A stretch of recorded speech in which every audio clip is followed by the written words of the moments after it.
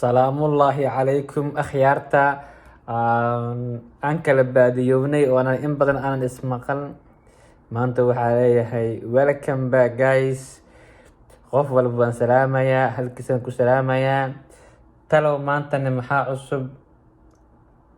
marka maanta waxaa rabaa hadduu leeh yiraahdo next in 5 minutes ama next 6 minutes inaan xogo yar la fakuro mowduuc yar. mowduucaas oo ah takoorka Soomaalida, takoorka Soomaali ama faquuqa ama midab takoorka qof walba si uu yaqaano. marka after daqiiqado yar kadib waa isku soo laaban doonaa. tahay oo anna aan kugu xidho salaadeedii tukanaysid kule shaydaan baa imanaya intaad salaada ku jirtid wuxuu ii sheegaya ninkan ku tukanayo ninkii ku xaqira muslimnimadaada aan aqoonsaneen, diintaada aqoonsaneen. xataa safka markaynu ku jirna haddaad tiraahdo sow oo saani noo sima oon anagu ka dambeeyaan baan ka horeeyo ilaan dibaddaba kuma sinine masaajkoo qura ku sinaan mayne salaadaasi ansax ma tahayoo tu la aqbalaya ma tahay ilaan quluubtaydii adigaa cudur geliyey oo ku geliyey oo yasay.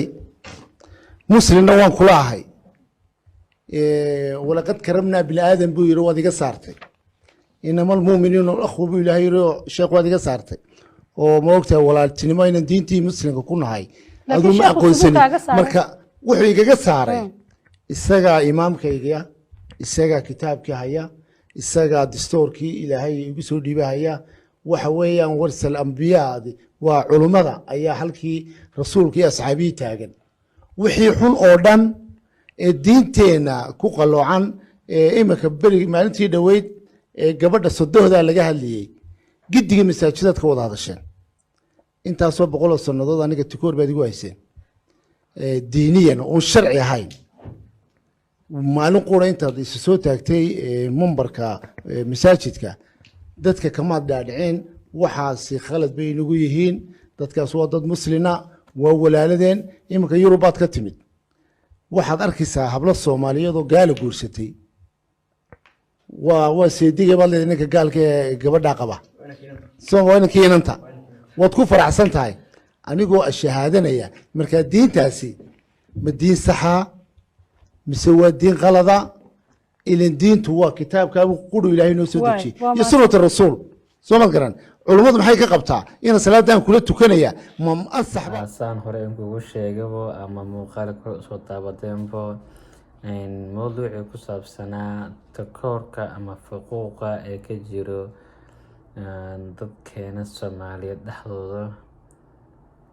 siiba hadda takoorka wuxuu aada ugu badan yahay dhinacan waqooyiga iyo galbeedka. waqooyi markaan leeyahay waa gobolada waqooyi, galbeedkana markaan leeyahay ma aha koonfurta waa galbeedka Soomaalidu degto ee dhankaasi Ethiopia ayuu aada ugu badan yahay. markay muuqaalka horey aabbaha wuxuu weydiiyey su-aalo fara badan oo ka mid ahaayeen muslimnimadeenna, muslimnimada iyo aqoonsiga bini aadanka iyo masjidka gudihiisa iyo banaankiisa. taasoo ula jeegay masjidka gudihiisa marka la joogo see ku sinaaneena, banaankana kuma sinine. waxaa kaloo weydiiyey yacni walaalnimada iyo karaamada, taasoo ugu jeeday in yacni walaalnimo ay meesha jirin marba haddii laistakoorayo.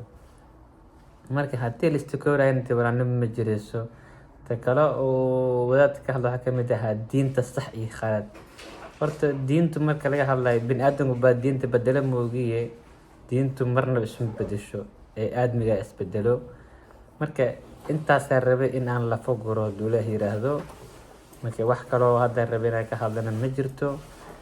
faquuqaana weligeed wuu soconayaa, wax la istaajin kara ma ahan. annaga ma istaajin karno, kuwa naga hore ma istaajin karaan. wax la istaajin kara ma jirto. laakiin muslimnimadaada iyo faquuqa lagu sameyna waxaasoo dhan Soomaali cidan isfaquuqin ma lahan. oo qof waliba qofka yacni wixii xataa waa necab yahay. taasne gabooye bes ma ahan ama jareer bes ma ahan ama wax kale ma ahan, ama ma dhibaan bas ma ahan. laakiin muhiimadda waxay tahay bini aadan muxuu kuu sheegayaa. bini aadan aqoonsi noocee uga baahan tahay, waxa uguma baahnid bini aadan. dadkan hadda aad sheegaysaan dhehaysin way naga sareeyaan, waxba kaama sareeyaan. Hargeysa joog ama Muqdisho joog ama meel walba joog, isku mid le waaye. Soomaali le tahay, ma garat wax kaloo kaa sareeya ma lahan. almina muhiimadda ugu weyn ayaa waxay tahay, haddii aad aaminsan tahay ilaahay, qof kaa sareeya ma jirto, qof kaa sareeya ma jirto. teeda kale adduunkan waxaa la isku dhaafay waa aqoon.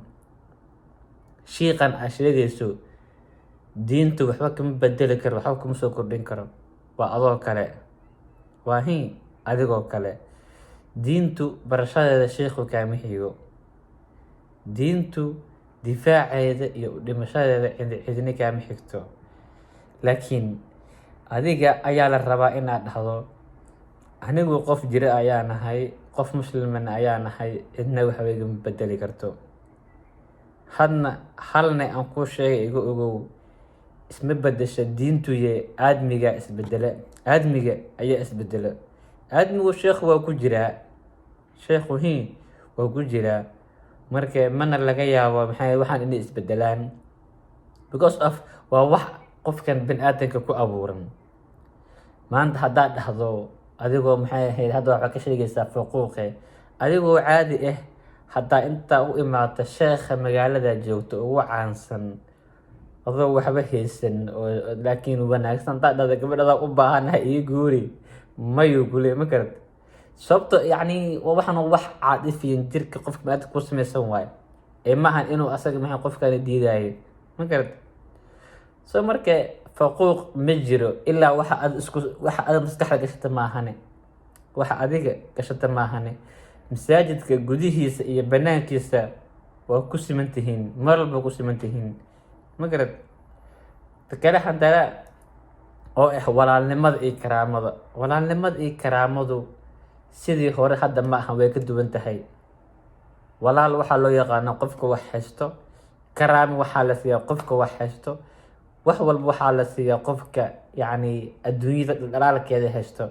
laakiin qofkii wanaagsanaa oo waxba haysan waxaa leeyahay kaas dhab orkorowa meel kaloo kasoo jeedaay, isku mid maaha. marka waxaasoo dhan ha aaminin.